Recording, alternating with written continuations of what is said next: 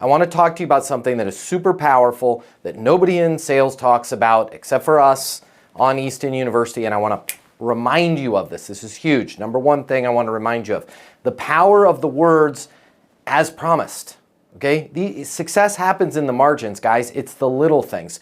Don't just follow up.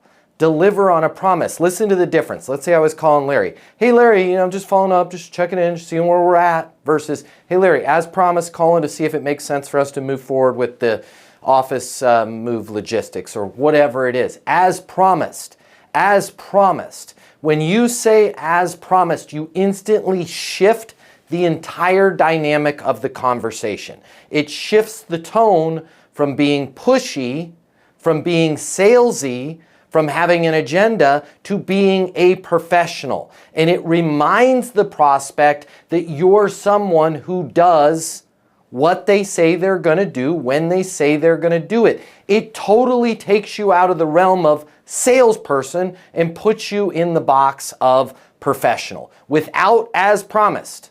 Even if your solution is totally right for them, you're amazing, you're not pushy at all, but if you don't start the conversation with as promised, calling to see if, you sound like a cold pitch. You sound like it's self-serving, right? Following up and checking in sounds like, I just want your money.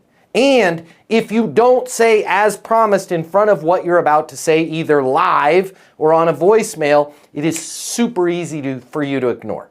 It is super easy for us to ignore people that are following up and checking in, right? Because we've established the rules of engagement. You're going to continue to do as such until I decide to pick up the phone or call you back. But if somebody calls you and says, as promised, calling to see if it makes sense for us to schedule that meeting with the board, you're like, they made good on their promise, I have to make good on mine. With as promised, when we add as promised, we sound reliable, we build trust, and we stay in control. As promised just isn't a phrase, guys.